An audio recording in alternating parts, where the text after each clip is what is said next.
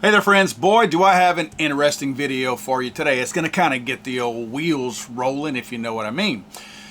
First I'm going to explain the situation to you because I don't want you to have a preconceived notion about anything.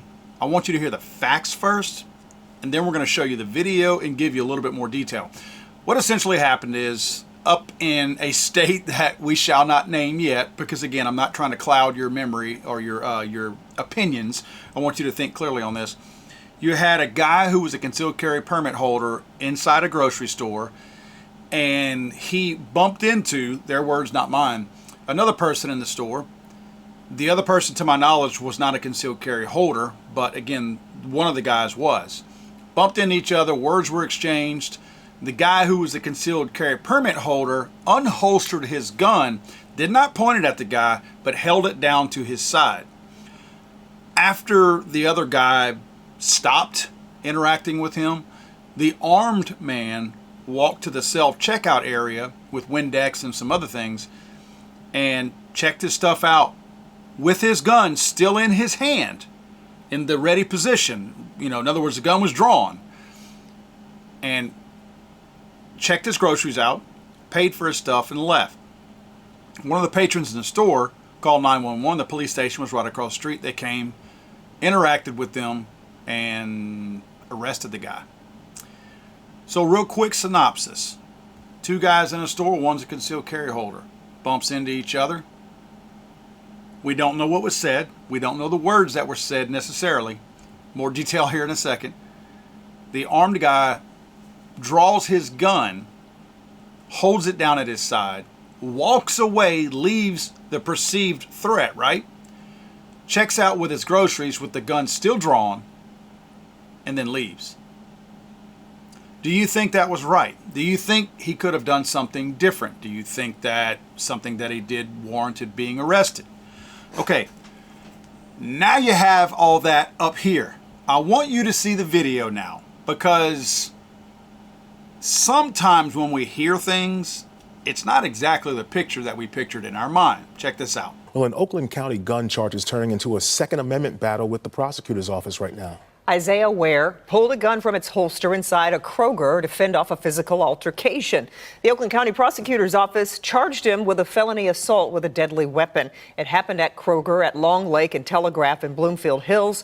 Local 4's Rod Maloney shows us the arrested man is pushing back, denying any of the charges and using video to back up his case. 5 o'clock during the week at Kroger. Isaiah Ware goes to buy some lasagna for dinner, bumps into another guy at the self-checkout. Words get exchanged. It gets ugly quickly, and Ware, who is a CPL holder, pulls out his weapon. That's how he wound up arrested, but his attorney says the case should never have come to court. Top left corner of your screen, store security cam show concealed pistol licensee Isaiah Ware bumping into the man in the lime green shirt. His name, Calvin Williams. They exchange words by the self-checkout. Things heat up, and we'll highlight where you can see his right arm rising. He's pulling his handgun from a holster. His defense attorney, Neil Brand, points out he didn't make any threatening motion with that weapon. He did walk away from Williams, his gun in his right hand and a bottle of Windex and dinner in the other, watching Williams as they part. That ended the threat. That ended the problem. It's here where Ware's legal problems started. Another shopper called Bloomfield Township PD. Their body camera video shows Calvin Williams' account. No, he didn't point, but he pulled his ready to, but there's too many customers and there's people around here. Bloomfield Township Police arrest Ware. The prosecutor's office charging him with assault with a deadly weapon. New to the case, Ware attorney Brand is furious. He defended himself, and what's going on right now is an assault against the Second Amendment for lawful citizens that are looking to defend themselves. Brand releasing more body camera video where Williams tells police, To be honest, if you wouldn't have had a gun on it, I would have just saying him on the ground right there. My client shouldn't be charged with the crime. The people in Oakland County, the prosecutor, should apologize and dismiss this case. Well, the Oakland County Prosecutor's Office is out with a statement tonight saying, quote, "Our number one priority is public safety.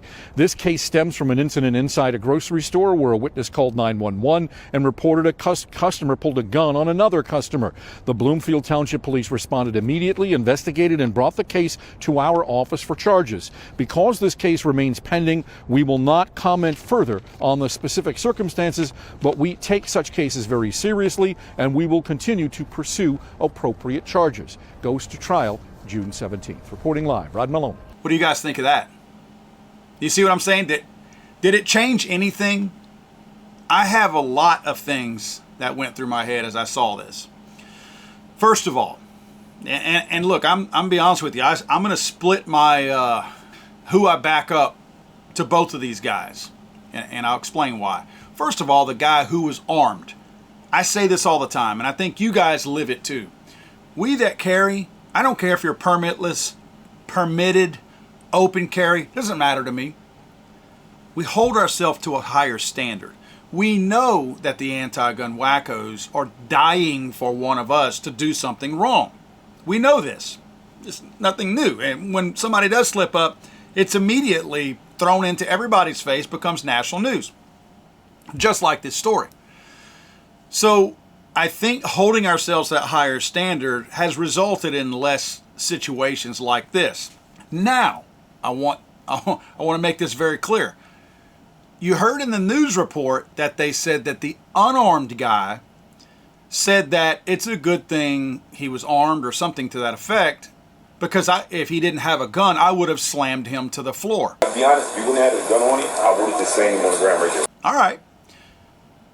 Did he tell the armed guy that in the store? If he physically threatened him and this gentleman with the gun truly felt physically or that his life was being threatened, he could have drawn his weapon and I think not had any issue. So I think the conversation leading up to it is super important. I don't know if we have any audio of that other than just eyewitness reporting. To me, the guy who was unarmed stating to a cop and caught it with his body cam, that was really silly. That was really silly of him to say that to that law enforcement officer. He may not have even made those statements. You know what I mean? He might have just been talking trash with the cop. Yeah, that guy didn't have a gun. I'd have slammed him to the ground. Okay, that's fine that you want to talk big now. But if you talk big like that to the guy who had the gun, I don't care by looking at the video if you size them up and think that the armed guy could have taken the other guy or vice versa. Doesn't matter. If the guy truly felt threatened who had the handgun out, in my mind, he would have made the right decision. This goes back, however, to the whole, if you draw your weapon, be prepared to use it. It really does bring the question up at this point. If he drew that weapon, did not point it at the guy, did not threaten the guy with it or anything, again, if he truly felt threatened and drew that weapon to thwart that threat, it worked, right? There was no fight. There was no shots fired. Now, I'm ending my sympathy for the armed guy right after the confrontation was ended, right? So let's ignore what happened after that when he went to check out. I'm talking about at that very moment. It certainly begs the question is whether or not, hey, if you draw your gun, you're supposed to use it no matter what. Well, guess what? Nobody got hurt right here. Seriously. And I think that sometimes we have to look at situations like this and wonder, okay, if there's a, quote, brandishing law out there, and we'll get more into that here in a second, doesn't that almost force the person's hand to take a shot if he has to draw his weapon? So if this guy who was armed truly felt threatened in his own mind, if he were going through these types of steps, rules of engagement, if you will, in the event he had to draw his weapon, in back of his mind, if he's thinking, I'm about to get hit with a brandishing or an assault, which is what he got hit with, assault with a deadly weapon, does he just shoot the guy and say, I feared for my life? Do you see what I'm saying? It certainly makes you look at it and go, well, sometimes threats are ended without a shot being fired. We know that that's probably the biggest argument out there with the whole self-defense use of firearms argument that goes on all the time. The left continues to say that, oh, there's not that many people defending themselves with guns. Well, you don't know that, because if a shot's not being fired, there's no report being filed. So in many cases, somebody does pull a weapon or walk outside with a shotgun or get out of their car with a gun or something like that. And they don't have to fire a shot because that ends that threat right there. Remember, most of these criminals are cowards anyway. They don't want to get shot. So I think it's a good thing in many cases that a person can show, and use the word brandish if you want to, that a person can brandish a weapon and in the conflict without anybody being hurt at that point. At this point, I don't think it's right that this guy is getting arrested with the charges pressed against him. Now, did he do some stupid things? This is once he walked away. I think it was horribly and irresponsibly stupid for him to keep that gun drawn in his drawn hand and to check his groceries out like that for several reasons. One, it's not necessary. If you truly feared for your life enough to where you drew that weapon, why did you turn your back on the threat? We saw the guy get run over by the truck the other day because he turned his back on the threat. If you truly in your mind, and this may come up in his court case, felt that your life was being threatened, why did you turn your back to that threat and walk away from them with your back turned? So that was extremely stupid. The other thing is he's flagging himself with the firearm. He's flagging everybody else. If he's got one in the chamber, which he should and likely does, that means that he's endangering everybody out there. And I'm not trying to sound like some little leftist by saying that. I'm talking as a responsible gun owner. Why in the hell are you using both hands with one of them having a drawn and loaded weapon in it to check out? It's not like the hand was just hanging. This guy's using the hand that he's holding the gun with to check out at a grocery store that's open to the public and everybody else. How extremely irresponsible and dangerous is that? It is. How many times do we hear, oh, it was an accidental discharge? No, it was a negligent discharge. If he would have shot around at somebody in front of him or to the side of him or wherever, what would have the argument have been? Oh man, I had to draw my weapon because I feared for my life over there and I accidentally shot somebody else while I was holding my weapon and checking out with my Windex. Come on, man. We got to be better than this as responsible gun owners. That's not a responsible gun owner. Again, not knowing the gist of the conversation that led up to him drawing the weapon, I'm going to give him a pass on drawing the weapon. He may have truly feared for his life, but the moment he walked away, he became an idiot, a dumbass. All the things he did were stupid and irresponsible at that point. Now, one thing I did is go back and look at some of the laws in Michigan. This was, in fact, in Michigan. I looked at the open carry laws, seeing if this were somehow or another going to become an open carry issue.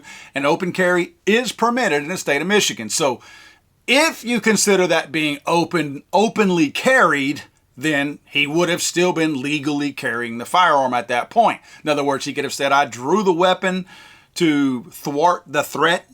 And then after that, I was technically, quote, open carrying, all right? But there's also a brandishing law in the state of Michigan. The law states, except as provided in subsection 2, a person shall not willfully and knowingly brandish a firearm in public. It does not apply to either of the following: a peace officer lawfully performing his or her duties as a peace officer, or a person lawfully acting in self-defense or defense of another under the Self-Defense Act. A person who violates the section is guilty of a misdemeanor punishable by imprisonment for not up to 90 days.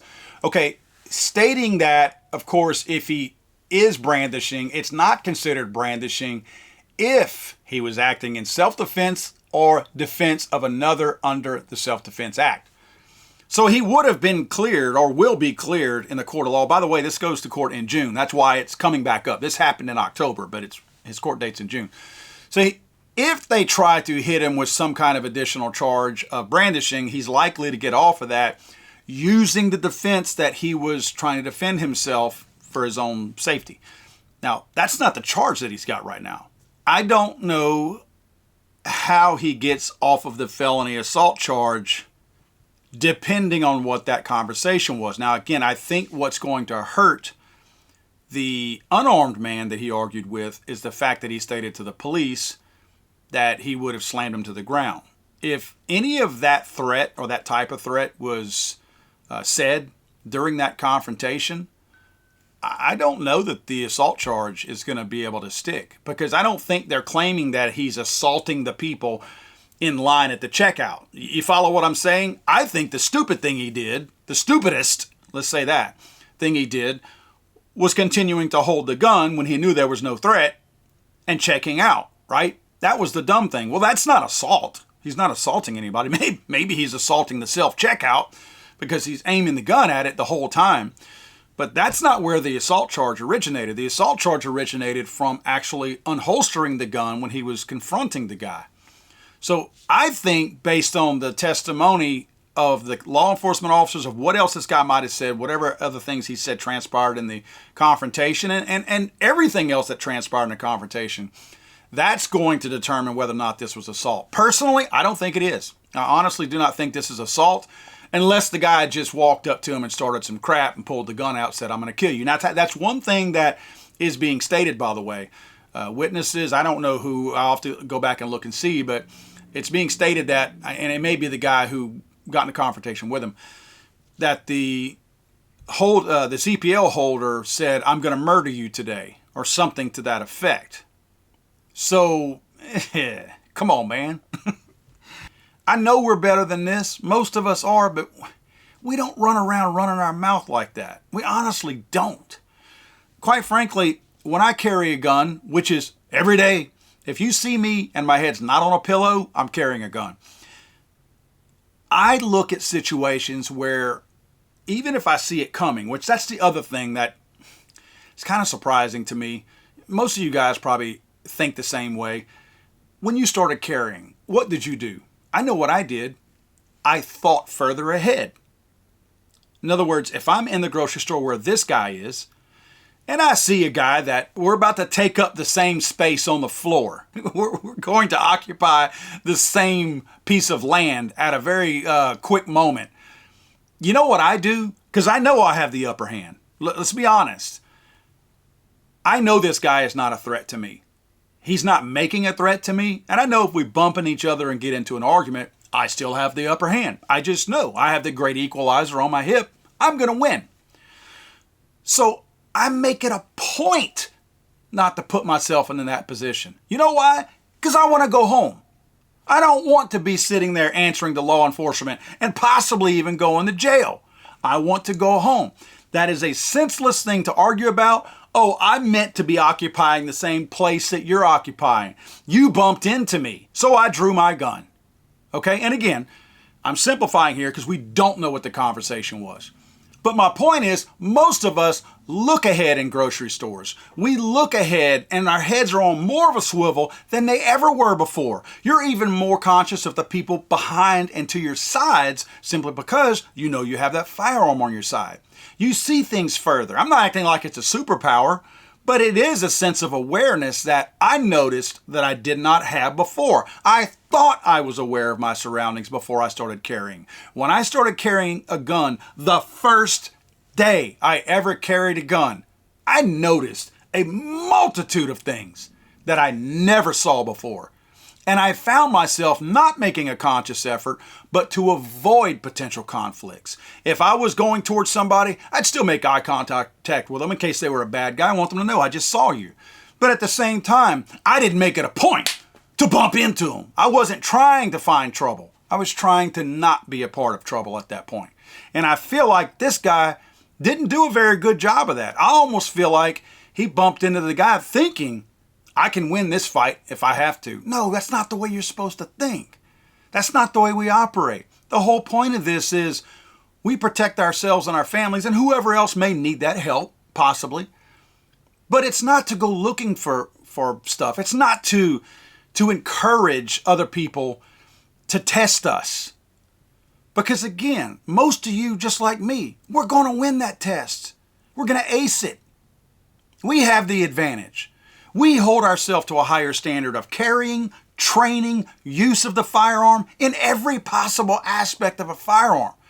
So I am never intimidated in a certain situation because I know I am more than likely going to win if something happens. And I don't mean that to sound cocky or overly confident or anything like that. It's because I'm confident in my abilities and I know that the average other person is not proficient with the firearm, even if they have one, or they're not a threat at all.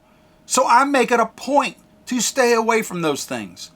I feel like we're already winners in many cases without even having to fight the battle.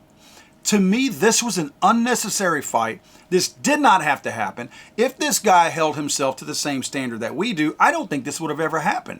He knew he was armed. He knew that guy was not going to beat his ass. He knew that. Even if the guy did make that threat. My point in all this is, even if unless he thought he was somehow another armed also, he should not have feared for his life. I'm not saying that just because you have a gun that you can't fear for your life. That's not what I'm saying. Because there's plenty of people that will overpower me in a heartbeat. But I still feel like I can win that fight because of this. But would I fear for my life up to the point where I drew that? Yes. Yes, absolutely. So maybe this guy just felt that intimidated. And again, I'm giving him the benefit of the doubt up to this point. That whole situation right there, before he walked away to check out with the gun still in his hand, there's so many question marks there, but I could see the guy having a legitimate reason. If he would have left that conflict, at least reholster the gun when the guy walks off, the perceived threat, right? And once he's in the clear, then go check out. I don't find it necessary to do what he did. And I think that a jury is going to have a hard time sympathizing with this guy because of the last part of the video, the part that he's not even being charged with, I think is going to end up being the part that gets him in trouble. Now, you know, I got to ask, what would you guys do? Seriously, what would you do in this situation? Assuming that the unarmed guy that he was arguing with truly he felt was a threat and he felt like his life was in danger. From that point where you had the option to either draw or not draw, and then to the point of going to check out at the self-checkout register, what would you have done? I would love to hear your comments in the comment section down below, because let me tell you something, and I say this in videos a lot, and guys, please like and subscribe because YouTube is playing some funny games right now, but I say this a lot. I get so much value out of what you guys put in the comment section below, and I know sometimes we have a lot of fun in the comment section, if you know what I mean. I enjoy the comment section. But I read as much as I can in comments. I comment and respond to as many as I can also. But I learn a lot in the comment section. There's nothing like having hundreds of thousands of other perspectives out there on a particular situation, because I think I look at things with an objective eye. And then you guys all look at it and respond, and I'm like, I didn't even see that. That's a great point. So I put a ton of value in the feedback that you guys provide.